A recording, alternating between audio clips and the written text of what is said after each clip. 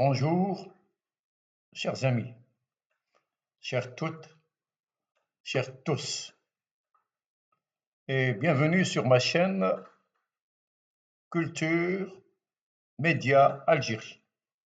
Aujourd'hui, je vous propose une réflexion quelque peu délicate, celle du débat critique, de l'autonomie des intellectuels et des chercheurs et de la liberté académique, ces piliers sans lesquels aucune société ne peut penser, créer ni se transformer.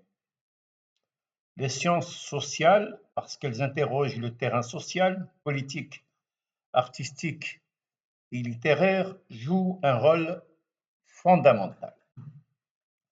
Elles dévoilent les structures visibles et invisibles qui nous gouvernent. Elles analysent les discours, les institutions, les imaginaires, et c'est précisément pour cela qu'elles dérangent.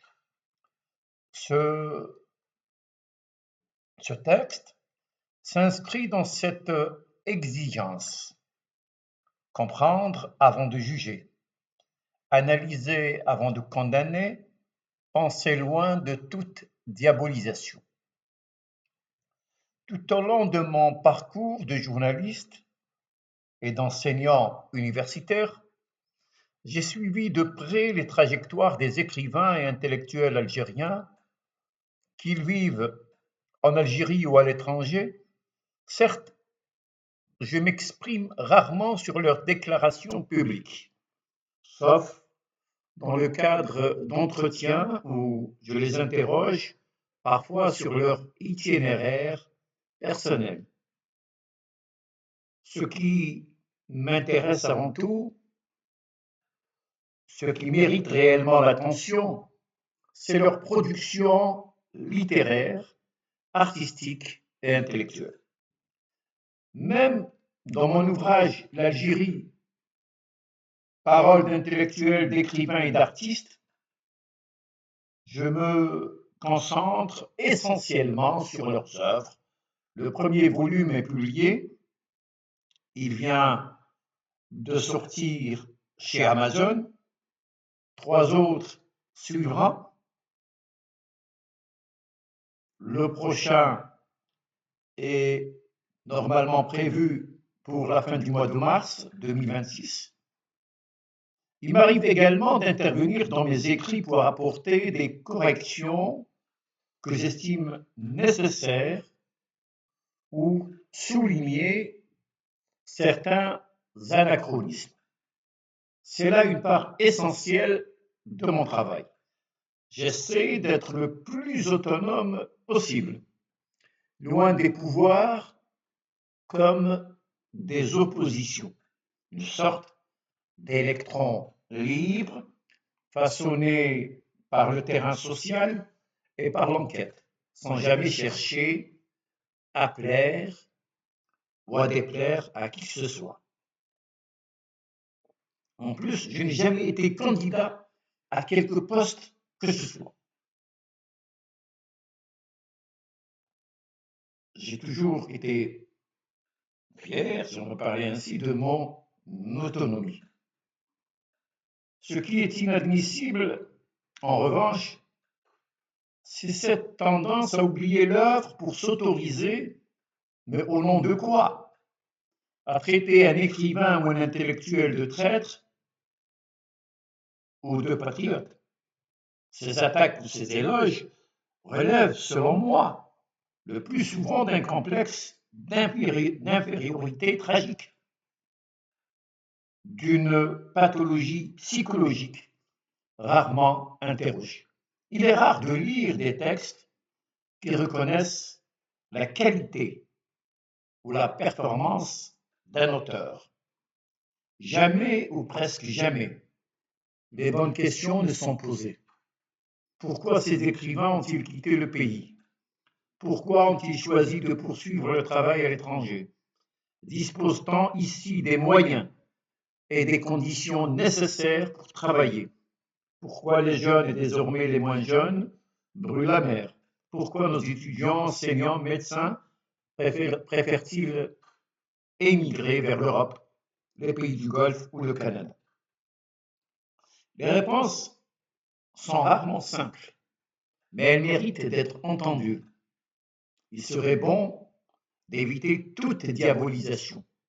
Enseignant en Algérie, je ne disposais ni de bureau, ni de conditions de travail sérieuses, alors que dans des universités européennes où je n'étais qu'un professeur invité, c'est-à-dire extérieur, il y avait tout le nécessaire. On ne quitte pas son pays de gaieté de cœur. Mohamed Di, par exemple, a longtemps tenté en vain de revenir en Algérie. Refus humiliant. Rachid Boujedra, qualifié dans les années 60-70 de contrebandier de l'histoire, a lui aussi connu l'exil. Kateb Yassine, revenu en Algérie dans des conditions précaires, a vu sa troupe expulsée par un successeur peu scrupuleux de Mohamed Saïd Mazouzi comme ministre des Affaires sociales, avant que Reda Malek, lui-même intellectuel et ami des artistes et des écrivains, ne l'affecte au théâtre régional de Sidi Bel Abbas. D'autres, comme Bourboun, auteur des remarquables Le Monde Déjeuner et Le Mouaddin, le muezzin, ont quitté le pays après le coup d'État de juin 65 sans jamais renier leurs principes. Ahmed Asghar a connu en France des misères indescriptibles, tout en produisant des textes fondamentaux.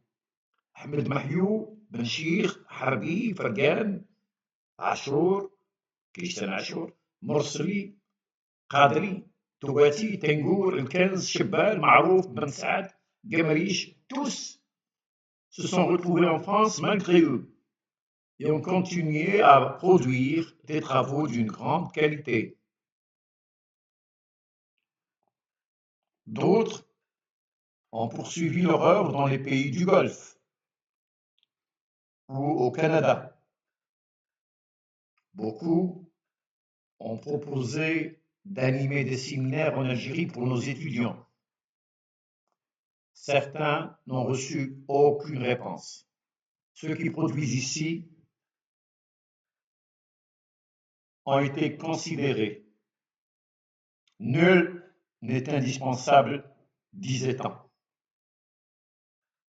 Même ceux qui sont partis dans les années 90 l'ont fait dans des circonstances exceptionnelles.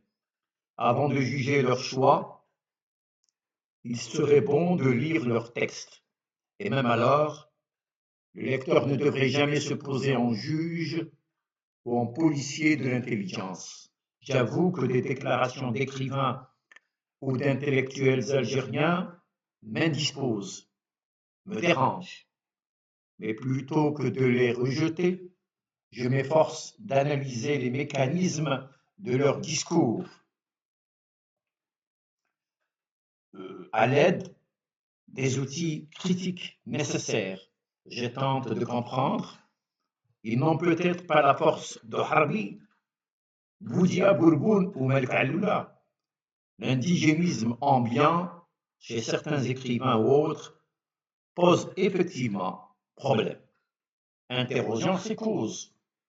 Il est grand temps d'engager une réflexion intelligente et sereine sur l'ensemble de cette production intellectuelle, sans préjugés ou présupposés idéologiques ou politiques. Toute œuvre produite dans des pays anciennement colonisés et même ailleurs est traversée par un appareil conceptuel européen dominant. Elle dit des choses sur l'Algérie et le monde. Elle signifie.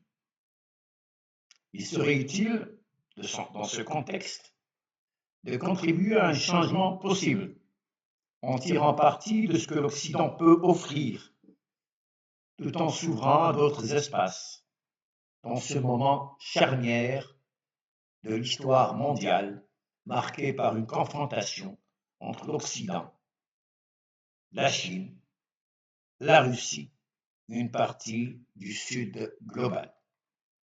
Prenons l'exemple de Yasmina Khadra. On peut aimer ou non ses romans. Cela relève du goût personnel. Mais ses prises de position n'engagent que lui. Il n'est ni plus ni moins algérien que Pikank. Il est de fait le romancier le plus lu en Algérie, plébiscité par les lecteurs. Sa renommée internationale repose sur son œuvre, non sur ses déclarations. Il doit être libre de s'exprimer comme il entend. Et comme tout créateur, il est sujet à la critique. Liberté de création et liberté de critique vont de pair. Je ne vois pas les raisons de s'attaquer à Wassim El-Arj, Amin Zawi ou Saïd Khatibi, alors qu'ils sont les auteurs qui apportent le plus de visibilité à la littérature algérienne de langue arabe. Certains dans les médias lancent des mots comme pseudo-écrivain, pseudo-intellectuel, écrivaillant, sans avoir le niveau de lire sérieusement un texte littéraire. Ce qu'il nous faut, ce sont de véritables espaces littéraires, des conditions de travail dignes des débats ouverts sur la culture et la littérature. L'espace public devrait être ouvert. Les débats contradictoires devraient être la règle, pas l'exception. La quête de la citoyenneté devrait constituer le lieu idéal de tous les sujets. La morale a ses lieux. La culture a besoin de cinéma, de ciné-clubs, de bibliothèques, de scènes ouvertes, de pluralité d'opinion, de journaux professionnels, de véritables espaces du service public. C'est important. Le droit à l'information ne devrait pas être uniquement théorique. Il est temps de nous libérer du complexe du colonisé, de cesser de parler sans cesse de la France comme si nous étions encore ses otages. En lisant les textes sur les réseaux sociaux de ceux qui la vilipendent ou l'idolâtrent, on perçoit à quel point le discours colonial continue de circuler dans les veines de nombreux groupes sociaux. Je vois régulièrement la une du Point, un hebdomadaire que je n'apprécie nullement, dans la mesure où il contrevient, selon moi, aux règles élémentaires du métier, circuler sur les réseaux sociaux, au point que j'ai cru un instant qu'il s'agissait d'un journal algérien. Comme d'ailleurs les chaînes TV de Bolloré, CNews et les autres. En plus, ils affichent des positions ouvertement anti-algériennes, recourant à des clichés, des stéréotypes et des présupposés idéologiques. Il serait plus utile de penser à établir un état des lieux sans complaisance de notre territoire culturel et intellectuel et d'évaluer nos échecs, mais aussi nos réussites. Il est urgent de nous interroger sur la réalité de nos espaces culturels et de proposer des pistes concrètes pour sortir de cette profonde crise. Le théâtre, le cinéma, le livre et bien d'autres domaines sont en souffrance. Il faut également rompre avec cette insistance à vouloir tourner un film sur une grande personnalité nationale alors que le pays ne dispose ni de salles de cinéma, ni d'un institut de formation digne, pas celui qui existe, manquant à l'instar de l'ISMAS de Bourg-Kifan des moyens matériels nécessaires et d'un véritable encadrement.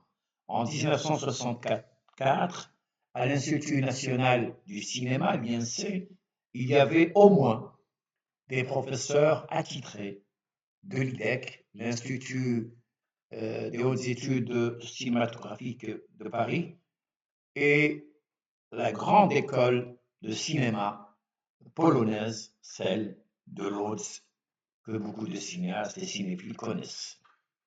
Il serait bon qu'il y ait des enquêtes sur les centres culturels algériens en France et à l'étranger, et même ceux d'ici, réalisent-ils un travail sérieux?